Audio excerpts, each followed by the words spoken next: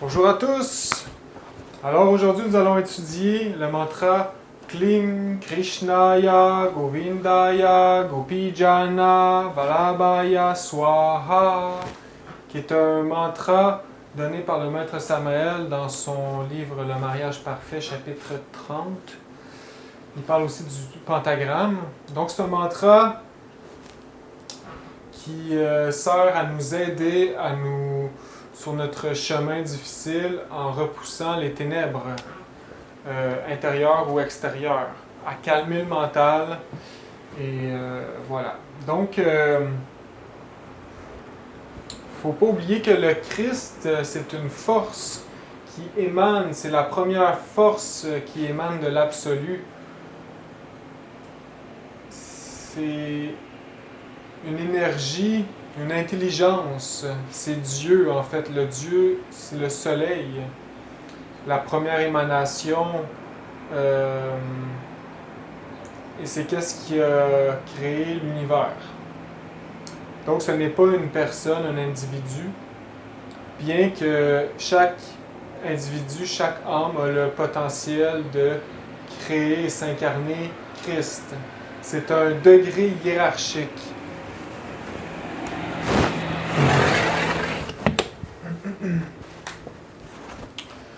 Donc,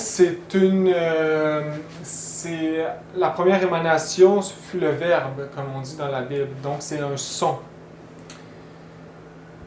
Et ça l'a cristallisé tout, en fait. Donc, le Christ, il faut le chercher dans le moment présent, ici et maintenant. Le Christ émane à travers chaque personne. Il faut le trouver à l'intérieur de chaque personne. C'est à l'intérieur de chaque être vivant, plantes, animaux, à l'intérieur de chaque atome vit la flamme du Christ, le son primordial, primaire. Donc la lumière, c'est le son, c'est comme du son, c'est une vibration. Mais ici, on parle d'un son qui est au-delà du son physique et de la lumière. C'est vraiment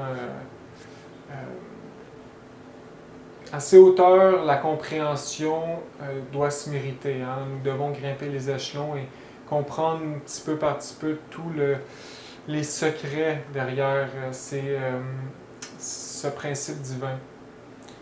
Le Christ, en fait, la christification qui va nous amener à comprendre l'absolu. Parce que c'est une cognition de l'absolu, en fait, de l'amour conscient. Alors le Christ descend et se sacrifie à chaque instant pour créer la création et toutes ses beautés. Et donc le Christ en nous, nous devons le faire descendre par nos efforts en nous, à l'intérieur de nous, pour combattre l'antichrist, qui est nos défauts, nos erreurs, les égos, les agrégats psychiques qu'on a formés nous-mêmes et qui ont emprisonné notre lumière. Et le Christ va descendre en nous et se sacrifier à l'intérieur de nous afin de nous sauver. Mais ça ici, c'est des efforts personnels à chacun de nous. Donc c'est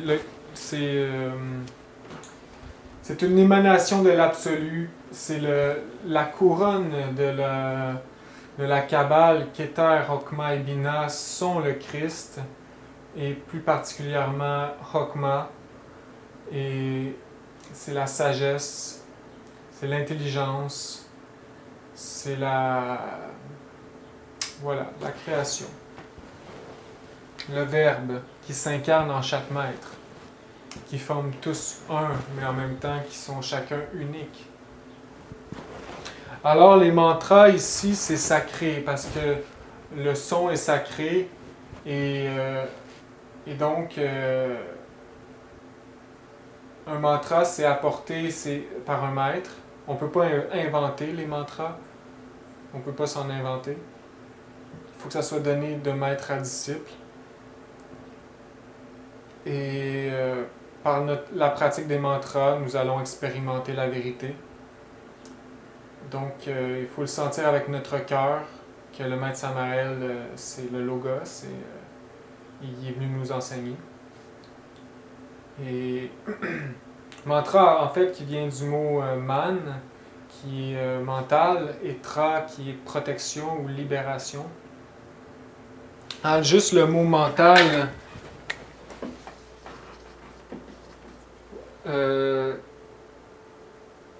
qui vient du mot, qui a formé le mot mana. On sait le mana supérieur, c'est le tiferet, mana inférieur, netza, donc le causal et mental. Mais mana qui a formé aussi le mot man, ou homme en français. Donc ça représente l'homme aussi. Donc un mantra, c'est vraiment fait pour nous protéger le mental. Et pour canaliser les forces d'une certaine manière, que ce soit, comme on sait, les sons dans chaque chakra, etc., ou des mantras spécifiques pour sortir en astral, pour se protéger, pour éradier la lumière, comme le mantra Kling ici. Et donc voilà. Aussi, comme le Maître Samael nous explique, chaque planète, chaque corps a son son propre. Nous avons notre son clé et chacun a sa note clé. Et chaque corps aussi, donc chaque plante, planète. Et donc, nous avons notre mantra aussi propre. Comme on a notre nom sacré, qui est le nom de notre être, mais il y a aussi un mantra. Donc, chaque nom est un mantra aussi, en même temps. Chaque mot a une signification, une répercussion dans le mental, un symbole. Le mot plante veut dire quelque chose, ça a une répercussion. Donc ici, on voit la puissance des mantras, du mot, du verbe qui est sacré. Donc c'est pour ça qu'il faut l'employer à bon usage.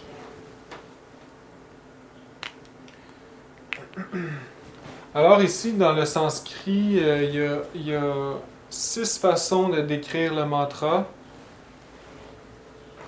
6 parties ou 6 aspects. Okay, 6 aspects.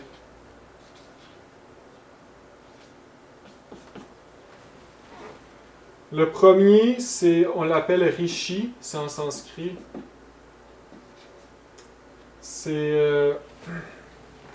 Ça vient du maître, donc c'est de bouche à disciple, de maître à disciple, enseigné par un maître.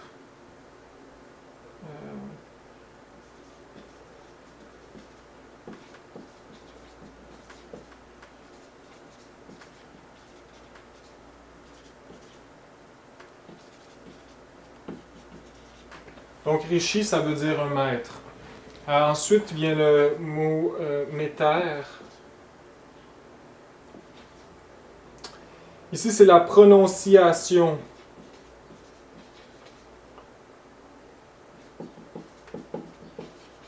Le rythme. Le tempo, comme on dit.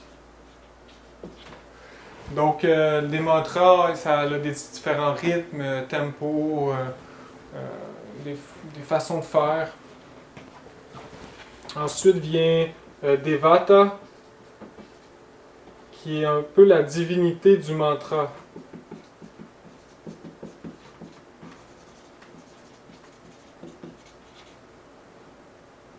En particulier, du mantra particulier.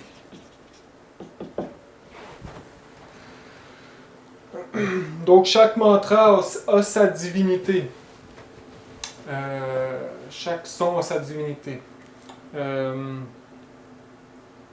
Par exemple, ici, le mantra Om Mani Padme Hum, qui est un mantra très connu, c'est en lien avec un maître du nom de Padmasambhava, qui est un grand maître, un Christ autoréalisé. Donc, quand on prononce ce mantra, on est intimement relié à lui. C'est pour ça aussi qu'il faut rester concentré. Hein. C'est sacré. Hein. On prononce le nom d'un maître, le mantra d'un maître.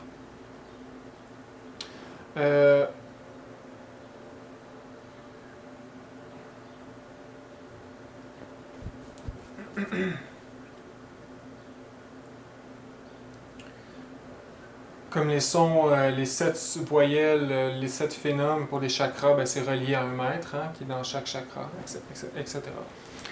Donc ensuite vient le bija. Bija, ça veut dire racine ou grain. Donc bija mantra, c'est vraiment les mantras de base. Comme le Aum.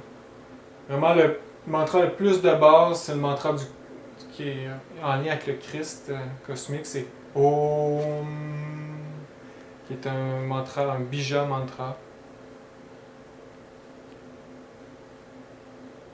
Bija aussi, on le voit dans l'alphabet, comme l'alphabet hébraïque. Chaque lettre représente vraiment tout un symbolisme. Donc, on commence par une lettre, après ça, on crée un mot avec la lettre, etc. Donc, c'est la racine, le grain. Shakti, ensuite, c'est l'énergie. Donc, voilà, comme j'expliquais, tous les mantras, c'est l'énergie, ça crée l'énergie. En fait, c'est l'énergie créatrice, ici sexuelle ou christique. Donc, on crée par le verbe. Ensuite, c'est Kilaka. Ici, ce serait la clé pour ouvrir.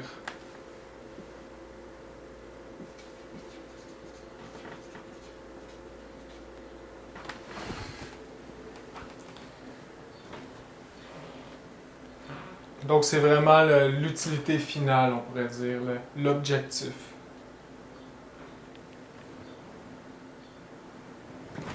On va parler ici du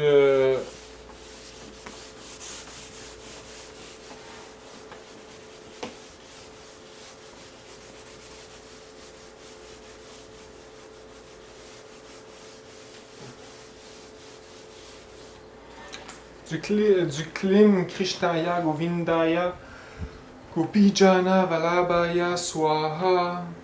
Pour la prononciation, je vais laisser une vidéo en dessous ici, qui est une vidéo courte qui montre la prononciation.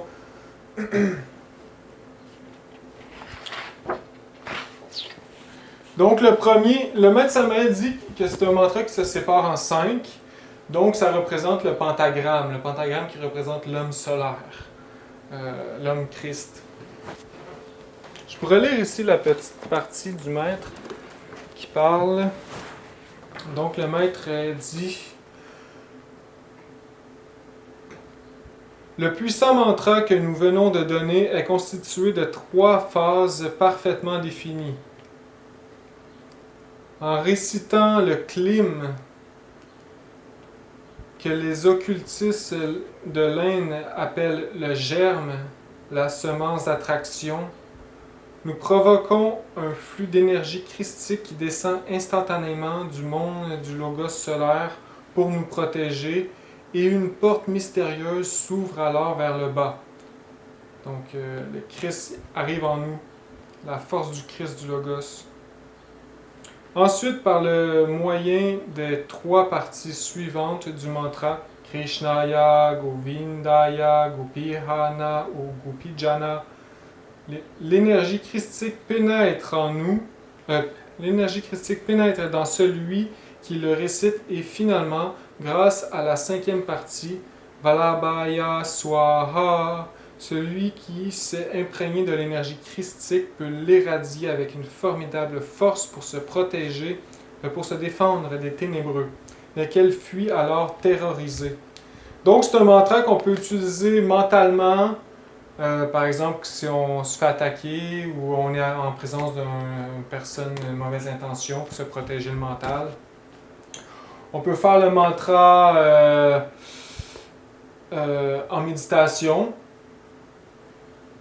Klim Krishnaya Govindaya Gopijana Vallabhaya Swaha. Klim Krishnaya Govindaya Gopijana Vallabhaya Swaha. Comme ça en répétition. Et puis, c'est un bon mantra pour calmer le mental. Parce que, qu'est-ce qui est important de savoir aussi, c'est que les mantras simples, on aime souvent les mantras simples, mais le mental il est plus dur à calmer quand on fait juste le O. Notre mental s'en va ailleurs. Et donc, le O, il se dilue, il sert presque à rien. Donc, il faut vraiment être concentré quand on fait des mantras simples. Tandis qu'ici, c'est un petit peu plus facile à la concentration. On reste plus présent avec des mantras plus complexes comme celui-là ici.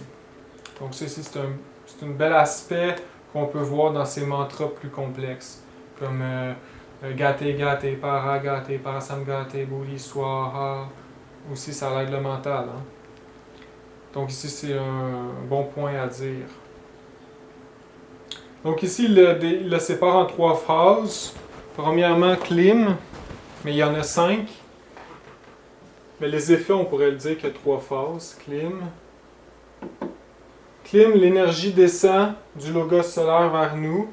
Ensuite, il y a la deuxième phase. Krishnaya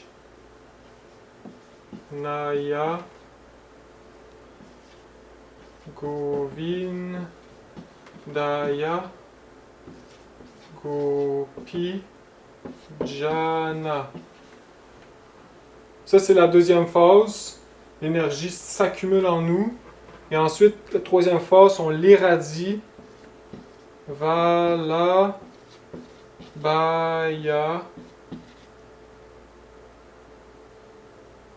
Swaha. Ben, en fait, ils vont ensemble. 1, 2, 3, 4, 5. Ouais. Swaha.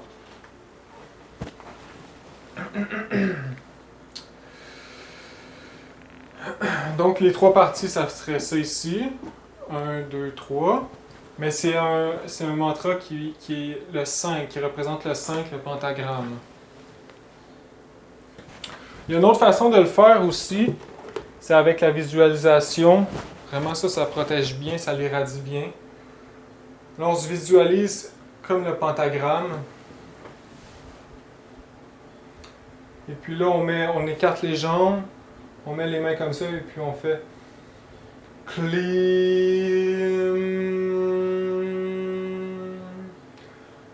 Krishnaya Govindaya Gopijana Vallabhaya Swaha. On peut tout visualiser l'énergie qui rentre en nous, qui irradie. Les ténébreux courent, ils ont peur. C'est aussi intérieurement, hein, pour nous dégager de l'emprise de nos propres ténèbres, surtout dans le mental.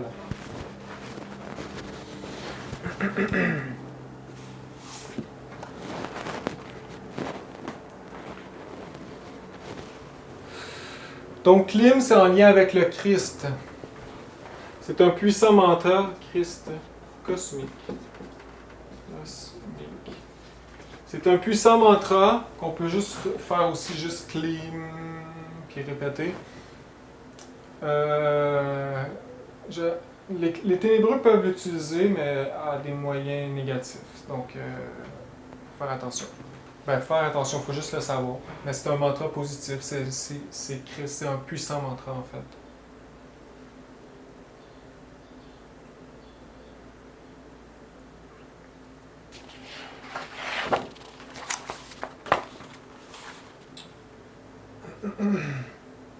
Donc, c'est vraiment l'énergie qui descend. Krishnaya, c'est l'énergie, c'est la racine. Ça représente l'eau. Donc, ici, ça représente Klim, la terre ou le corps physique, Malkut. Malkut, le corps physique. Ou la terre, l'élément terre. Donc, on fait apporter les forces dans notre corps physique. Ensuite, Krishnaya, c'est l'énergie racine. Donc, on peut pas marquer la racine, énergie racine. Krishna, hein, qui est le Christ indien. On pense que Jésus c'est le plus populaire, mais Krishna est très populaire en Inde. C'est en fait le Christ de l'hindouisme.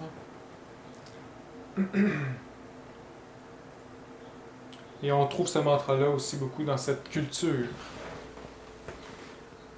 Donc l'énergie de la racine de tout, en fait, ce serait ça qu'il faudrait marquer. L'énergie racine de tout, c'est en lien avec Yesod, c'est nos os, avec l'élément eau. Govindaya, c'est celui, ça veut dire celui qui protège la vache ou qui guide la vache. Donc ici, on parle de la vache sacrée, hein, tout le symbolisme que le maître nous apporte sur le bovin. Govindaya. C'est en lien avec Hod, l'astral, le feu.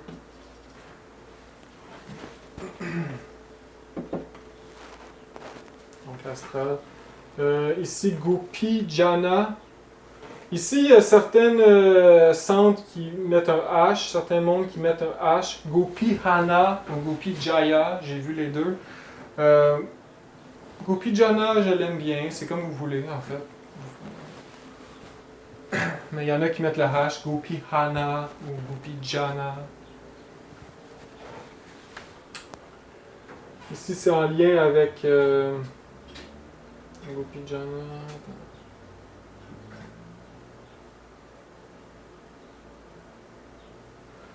Valabhaya Swaha, c'est en lien. Attends. Terre, ça ici, c'est l'air. L'air, puis ça serait. Netza. Ah oui, le mental. Netza. Le mental, l'air. Et Valabhaya Swaha, c'est l'éther. L'éther, puis c'est Tiferet. Tiferet. Donc le causal. Donc c'est le bas de l'arbre séphérotique. Hein? Malkout, Yesod, Hod, Netza, puis Tiferet.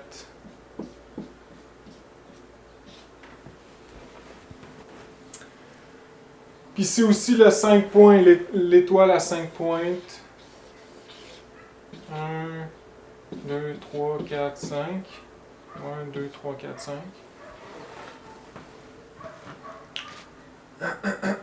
Aussi, c'est les 5 aspects de notre mère divine.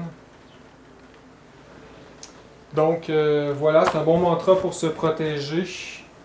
Qu'est-ce qu'on peut dire aussi, c'est que Gopi, comme dans la culture, c'est ça, le Krishna, il y a toutes les...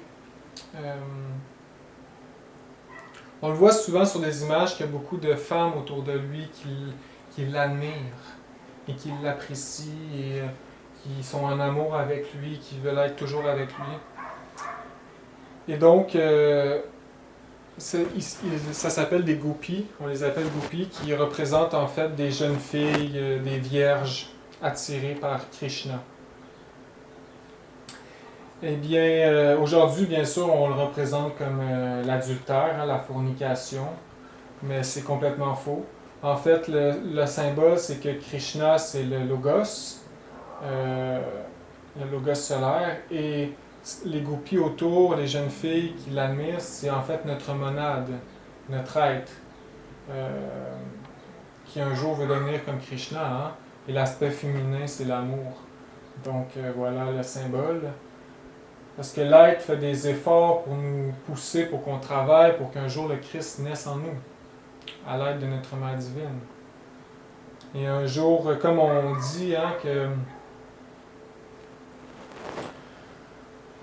Donc, dans le germe, dans la graine, il y a tout le potentiel Christ brut. Et nous devons le créer par l'action de notre énergie sexuelle transmutée. Et le grain, pour que la vie naisse, il faut qu'il meure. Donc, il va falloir qu'on meure, que le moi meure pour que le nouveau naisse, pour que le Christ naisse. Donc, c'est tout le symbolisme. Et donc, voilà. Aussi, c'est une autre image intéressante avec Arjuna. Et Arjuna dit, il demande à Krishna, montre-moi ta vraie splendeur, ta vraie image. Et puis le Christ, il dit, Krishna dit, t'es sûr que tu veux voir? Ben oui. Et puis là, il montre l'image qu'il est. Et c'est une image, en fait, qui explose d'une beauté immense et d'une multiplicité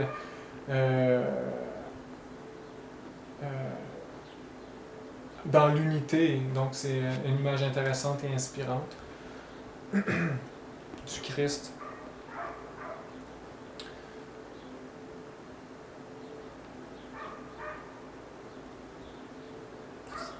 Alors voilà, ici le mantra de protection donné par le maître Samael. Donc c'est ça, plusieurs façons de le faire, mais c'est un mantra puissant. Et voilà, alors à la prochaine, merci beaucoup.